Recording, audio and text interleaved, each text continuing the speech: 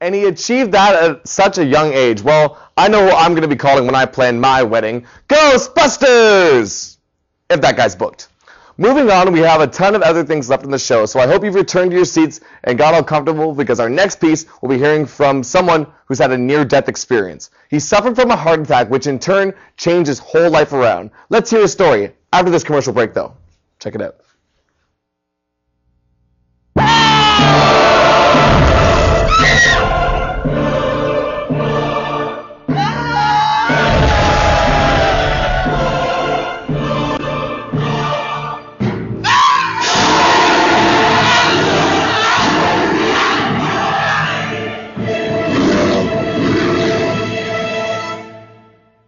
Second one? Whoa. Holy crap.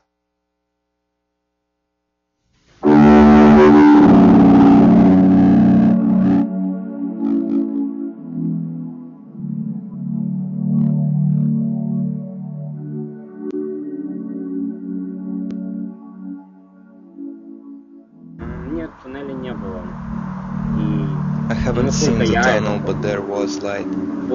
As far as I remember, it was very dark at first, and I could hear unpleasant electric sound. I felt pain in my legs, but it quickly disappeared. I started to lose sense of my body and realized I was floating. Electric sound vanished, and now it was very quiet. Suddenly, white light blinded me. I thought of the sunny day on the beach. Light was very warm and friendly. The feeling was overwhelming. I was happy and at peace. I wanted to stay with the light, but I was brought back.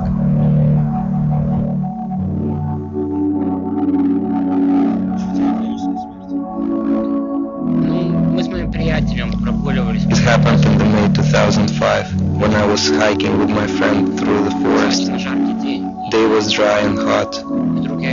I started to feel aches in the chest and couldn't breathe. Moments later, I passed out.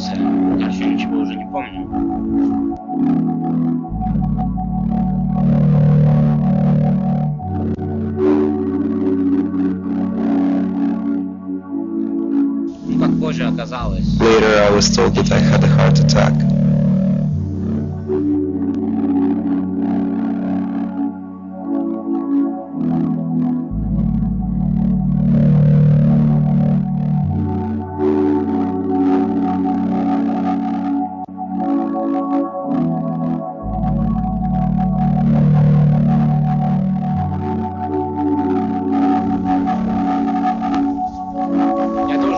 After this incident, there occurred several strange changes in me. I haven't been sick since. My sense of awareness increased. Doing schoolwork is much easier for me now.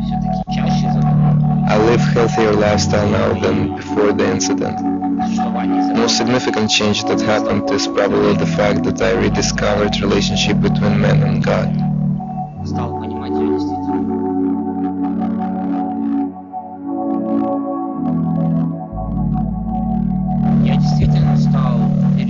I'm definitely more religious now. I pray, fast, try to go to church regularly.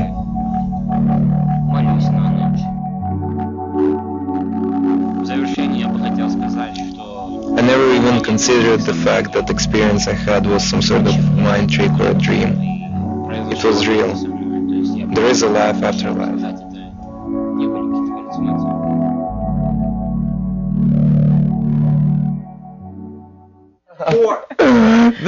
That was a very heart-stopping story. Thanks, Alex, for bringing us that very intense segment. Well, we're going to be taking a quick commercial break, but we'll be right back with the interview. But you know what? We're going to spin to that interview right now because you're here, so we might as well just throw it and go with it. All right, guys. So we are back here, of course, with Truth Is. You made an amazing poetry slam session at the top of the show. All right. It was very good. What's that song called, by the way? Or it's not a song, poem. There we go. Poem is called I Don't Write Letters to Santa Anymore.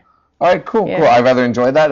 When did you write that? Like, what was going through your head when you were? Actually, about 2006, I wrote that there was a particular poet from Winnipeg named Nerio, and he had come through for the Canadian Festival of Spoken Word, which was in Toronto that year, and he had written a piece called Dear Santa from the children of the Philippines, and I was really inspired by it, and he's an amazing artist, and so I wrote this piece. I'm like, well, I can write this piece here, about like why I don't write letters to Santa anymore.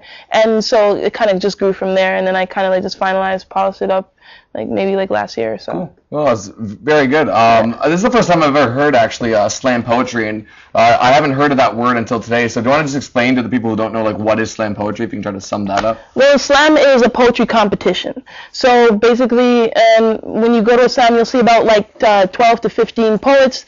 They have about 3 minutes and 10 seconds to drop your best poem. No props, no musical accompaniment.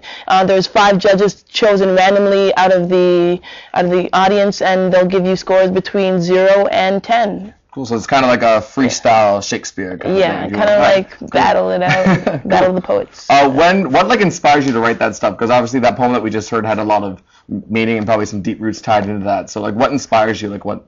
For me, I get my inspiration from everything, pretty much everything that I experience or I see other people experience. Because with a name like Truth is, there is no universal truth really. It's just what this is my truth and how I see things, and hopefully, we'll make a connection on and be like, oh, I see it that way too. I never thought of it like that. So basically, this kind of me just exploring my mind and my feelings, and hoping that it makes a connection. That's cool. Well, it seems like you've been doing this for quite a long time. So, when did you start? When you were young, or is this a recent thing that you kind of picked up? Well, I started rapping when I was about 13, and things were like, oh, you should rap. That was called Black Ice back then. And they're like, yeah, Black Ice, you should rap. I'm like, how about I do some ghostwriting? It just never really felt comfortable. And then about 2002, I went off and did wrote my first spoken word piece, but this was after going to a Dr. Martin Luther King birthday celebration and seeing my first spoken word artist and going, jabbing my cousin in her ribs, be like, oh my God, I gotta do that, I have to. And so from then on, it's just taken over my life, really. This is what I do, what I love to do. Well, that's awesome. Thanks a lot for coming out. I know you're doing a performance at Hughes Room. Yes. That's going to be starting on Saturday at what time? Saturday, 8 p.m. at Hughes Room. It's the finals for the Toronto Poetry Slam season. If I make it, I will be representing Toronto in the Canadian Festival of Spoken Word for the 3rd year, and this year it's going to be held in Calgary. So I'm hoping to see all of you out there. And bring your snapping fingers. Yes, bring your snapping fingers. And your black berets if you have them. Nice. All right, so that's Truth Is. You can check her out on the weekend at 8 p.m. Saturday, Hughes Room. So make sure you guys are there. We're going to be moving on from talking, from taking you towards the light, actually to taking you somewhere down south. South America, that is. Liam Donnelly will share his life experiences and travel wisdom with us, because he did all this backpacking and stuff across the globe. So he's going to take us on a really cool journey. So keep your cursor right here on the journal. Check it out.